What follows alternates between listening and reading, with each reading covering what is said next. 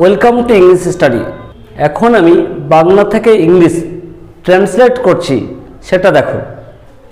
Translate number 1, সে যাই। যাই যাই বলতে কি বোঝাচ্ছে? যাই খায় পরে, এটা বর্তমান কাল। বর্তমানকে প্রেজেন্ট বলা হয়। প্রেজেন্টের তো অনেক ভাগ, এটা কোন ভাগ? যাই খায় পরে খেলে ঘুমায়, এগুলো অভ্যাসগত বোঝায়, তাই এটা প্রেজেন্ট ইনডেফিনিট। প্রেজেন্ট ইনডেফিনিটের নিয়ম, প্রথমে সাবজেক্ট হবে, তারপরে ভার্বের প্রেজেন্ট ফর্ম। আর কি?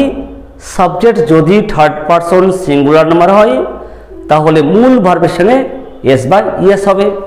সে যাই, এটা প্রেজেন্ট ইনডেফিনিট বা সিম্পল প্রেজেন্ট। প্রথমে সাবজেক্ট হবে, সাবজেক্ট সে, হি, সাবজেক্ট হলো। এবার ভার্বের প্রেজেন্ট ফর্ম, গো, ওয়েন্ট, গন। গো প্রেজেন্ট, গো হবে। এবার দেখতে হবে সে কোন পারসন, কোন নাম্বার। সাবজেক্ট সে থার্ড পারসন সিঙ্গুলার, যেহেতু এটা থার্ড পারসন সিঙ্গুলার তাই এই ভার্ব, এটা মূল ভার্ব, তার সঙ্গে এস বা ইএস হবে। এখানে ইএস হবে যেহেতু ও দিয়ে শেষ হয়েছে, গোজ, ফুল স্টপ। নাম্বার 2, সে যাচ্ছে বা যাইতেছে। যাচ্ছে বলতে কি বোঝাচ্ছে?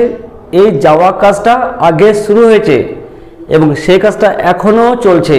চলছে অবিরাম, কন্টিনিউ, মানে চলছে, অবিরাম চলছে, তাই এটা প্রেজেন্ট কন্টিনিউয়াস।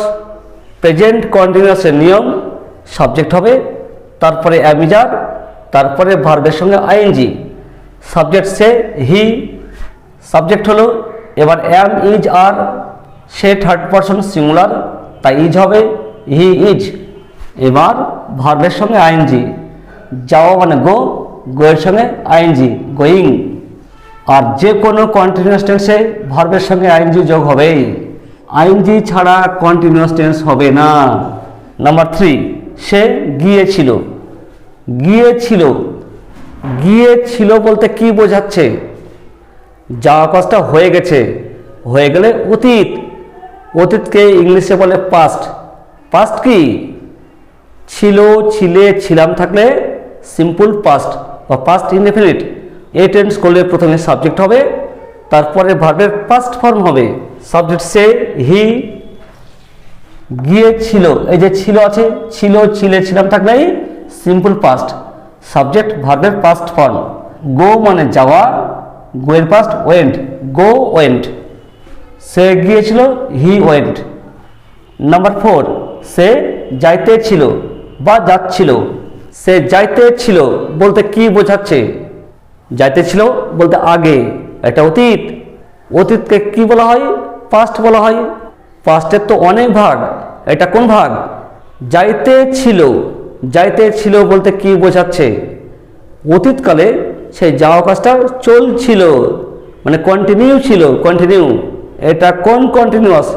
যেহেতু অতীতে চলছিল, এটা পাস্টে, তাই পাস্ট কন্টিনিউয়াস। এবার পাস্ট কন্টিনিউয়াসের নিয়ম কি? সাবজেক্ট অজয়ার, ভার্বের সঙ্গে আইএনজি যোগ। আগেই বলেছি কন্টিনিউয়াস টেন্স হলে ভার্বের সঙ্গে আইএনজি যোগ হবেই, যে কোনো কন্টিনিউয়াসে ভার্বের সঙ্গে আইএনজি। এখানেও আইএনজি হবে। প্রথমে সাবজেক্ট হবে, সাবজেক্ট সে, হি, সাবজেক্ট হলো। এবার ওয়াজ বা ওয়ার, সাবজেক্ট হি, হি এর পরে ওয়াজ, হি ওয়াজ। এটাও কন্টিনিউয়াস, তাই ভার্বের সঙ্গে আইএনজি। যাওয়া মানে গো, গোয়ের সঙ্গে আইএনজি, গোয়িং, ফুল স্টপ। সে যাবে। যাবে বলতে কি বোঝাচ্ছে? যাবে বলতে এখনো যায়নি, এটা ভবিষ্যৎ। ভবিষ্যৎ মানে ফিউচার। ফিউচার কি? Future indefinite. ফিউচার ইনডেফিনিটের নিয়ম কি? এ টেন্স করলে প্রথমে সাবজেক্ট হবে, তারপরে শ্যাল বা উইল, তারপরে ভার্বের প্রেজেন্ট ফর্ম। প্রথমে সাবজেক্ট হবে, সাবজেক্ট সে, হি, যাবে, এটা ফিউচার, তাই শ্যাল বা উইল। শ্যাল ফার্স্ট পারসনে বসে, সে ফার্স্ট পারসন না, তাই শ্যাল হবে না, উইল। তারপরে এই ভার্বের প্রেজেন্ট ফর্ম, যাওয়া, গো, সে যাবে, হি উইল গো। নাম্বার 6, সে যাইতে থাকিবে। সে যাইতে থাকিবে। থাকিবে বলতে কি বোঝাচ্ছে? থাকিবে ভবিষ্যৎকালে যাওয়া কাজটা চলবে, চলতেই থাকিবে, চলতে থাকলে কন্টিনিউয়াস হবে। যেহেতু এটা হয়নি ভবিষ্যৎ, তাই এটা ফিউচার কন্টিনিউয়াস। কন্টিনিউয়াস হলে তো আইএনজি হবেই। এটা ফিউচার কন্টিনিউয়াস, প্রথমে সাবজেক্ট হবে, তারপরে শ্যাল বি বা উইল বি, তারপরে কি হবে, এটা কন্টিনিউয়াস। কন্টিনিউয়াস হলেই কি বলেছি, ভার্বের সঙ্গে কি হবে, ভার্বের সঙ্গে আইএনজি হবেই। এখানেও ভার্বের সঙ্গে আইএনজি হবে। প্রথমে হবে সাবজেক্ট। এখানে সাবজেক্ট কোনটা, সাবজেক্ট সে, সে মানে হি বা সি। সাবজেক্ট সি হলো, এটা ফিউচার কন্টিনিউয়াস সাবজেক্ট, তারপরে শ্যাল বি বা উইল বি।